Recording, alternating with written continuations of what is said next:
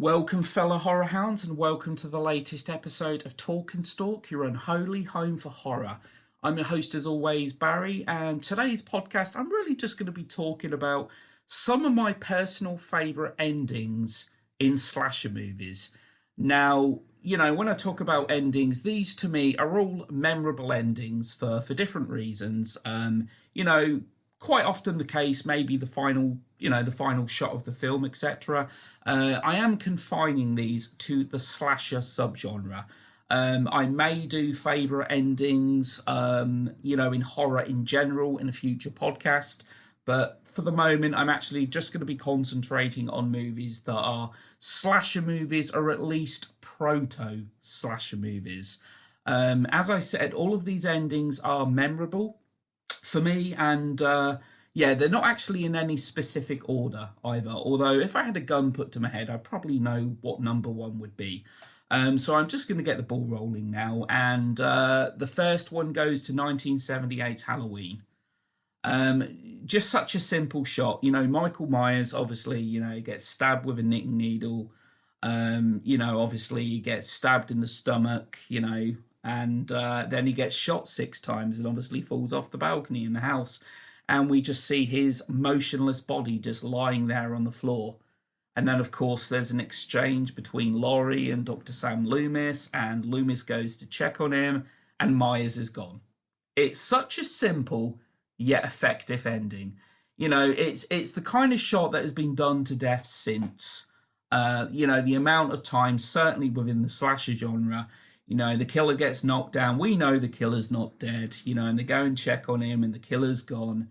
But back in 1978, it's just, the slasher genre certainly wasn't fully formed at that point. And I just love that shot of Myers just lying there, motionless. And then, of course, Loomis goes to check on him and he's gone. And then, obviously, I really like the final shot. We get to see all of the locations that the film has spent its time in. And we actually hear Michael Myers. If you listen, you can hear Michael Myers breathing. Michael Myers is still out there. He's still out there. He's not dead.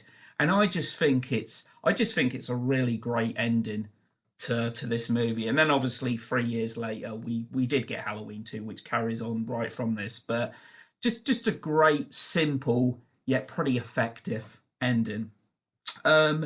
Now, one of the other endings I want to talk about is from Black Christmas, which is actually one of my all-time favourite slasher movies. This obviously predates Halloween by 4 years. I love the ending to this movie. It is implied, we're kind of led to believe that Keir Dulle's character, Peter, I believe it is the killer. And in an act of presumed self-defense, the main girl actually, her name is actually escaping me at the moment, but Olivia Hussey's character actually manages to kill him, we believe. And she's left in the house. I mean, why you'd leave somebody that's just survived a goddamn massacre in the house and not take her to hospital, I have no idea. But anyway, it's in the script. It's in the script to do this. And she's left in the house on her own. The killer is deemed to be dead.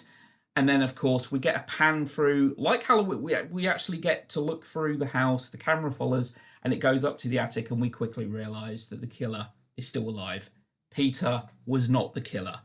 And we see the light go on in the attic, and then we actually hear the killer up there. And obviously there's the bodies up there still that have been undiscovered. The very first victim, obviously, she's put in the rocking chair, which I actually think is a really kind of disturbing, chilling shot, actually. And I just love that ending. Is she going to get killed? Chances are she will. She's alone in the house on her own with the killer. Just a great kind of, very kind of ambiguous ending. Kind of, is she a final girl or isn't she? Because it would certainly imply that she's going to be killed. And then, of course, the telephone starts ringing, and what really makes this film work, the sense of atmosphere and the telephone calls are pretty disturbing. Great ending, in my opinion. that sense of mystery as to we don't actually know who the killer is, and I do actually like that kind of air of mystery to it. Now, the other film is a movie that was released in this very same year as this. In fact, it was released in '74, Texas Chainsaw Massacre, which to me is very much a proto slasher movie. Um, One of my favourite all-time horror films, certainly without a doubt, one of my favourite horror films of the 1970s. The ending, Sally, the final girl, if you will. Obviously, she goes through hell in this house with certainly one of the most dysfunctional families that has ever been put to screen, I think. And obviously, it's pretty disturbing. I mean, I don't know what it would have been like back in '74 because just the shots, the use of music, and the shots on her eyeball, and just it's just kind of it's chaotic. It's just chaotic. It's exhausting, if you will. And the whole scene, she manages to escape. She jumps out the window, and Leatherface starts chasing her. And that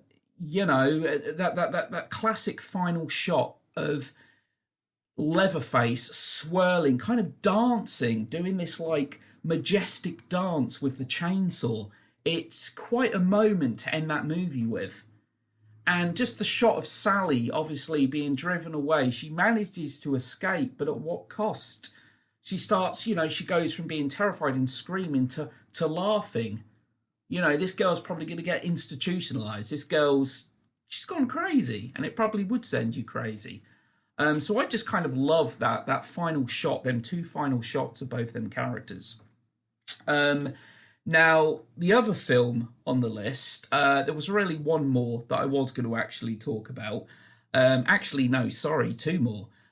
Friday the 13th, the 1980 film. The jump scare ending. Obviously, the final girl being Alice, she survives. An awesome death in the film, actually. She decapitates Mrs. Voorhees. She's on the boat. Middle of the lake. The music is calm. It's soothing. We think it's all over.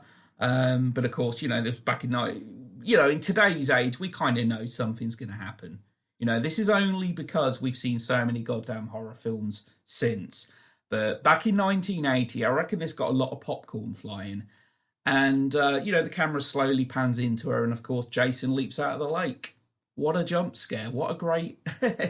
a great jump scare that, as I said, I'm sure got a lot of people. I think this was kind of Sean Cunningham, obviously the director of the film, was his kind of way of kind of answering, Carrie 1976, which certainly may actually be the first horror film to ever really kind of have a jump scare ending.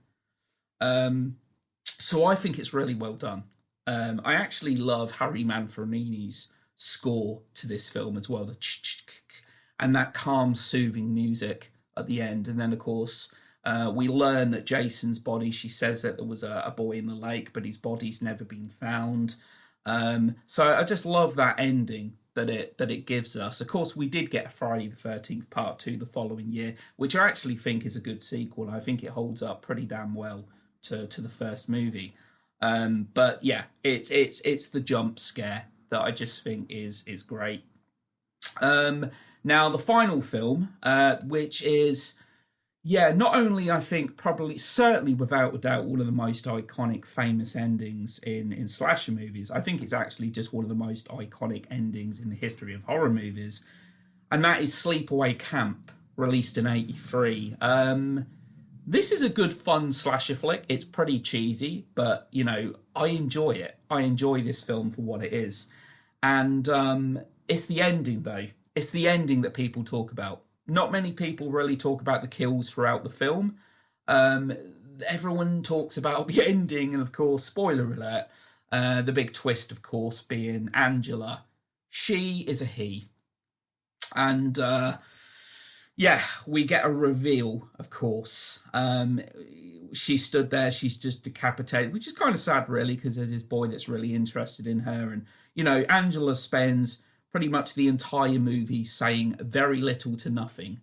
She comes across as being really weird, really out there, but you never really suspect that she's a boy and that it was actually the boy that was killed in the accident. Sorry, that the girl was actually killed in the accident, and he's obviously taken over. He's basically been forced to live as a girl, thanks to his crazy, yeah, very kind of hammily acted, kind of out there aunt. And it's that final reveal. We stood there, and that noise he makes, and stood there. Obviously, I mean, you can clearly tell. Obviously, it's for the close-up shots, obviously it was Felissa Rose's head, but for the far exterior shots, they obviously used a boy and just kind of made a mold of her head to put on top. From what I know, the boy that actually posed for that shot has pretty much disappeared in auto obscurity. I think nobody really knows what happened to him. Apparently, he had to get very, very drunk to do that and absolutely hated it. But yeah, it's that final twist that Angela is actually the killer. Essentially, what's kind of the main character of the film, you could say, certainly one of the main characters, actually turns out to be the killer. And yeah, she's not a girl, she's a boy. So yeah, just a great, memorable ending that I think very much has kind of been ingrained in kind of horror culture, if you will. So yeah, they're just kind of their 5 endings that really kind of spring to mind when I think of slasher films. Now, there's loads of other slasher films out there that have good endings and stuff, but these are 5 that really kind of have become ingrained in my mind within that subgenre.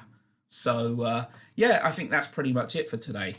So thanks to everyone that listened. If you've liked what you've heard, please feel free to subscribe to my channel, Talk and Stalk.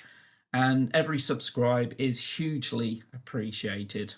And yeah, I'll be back again soon to haunt you and torment you. Take care.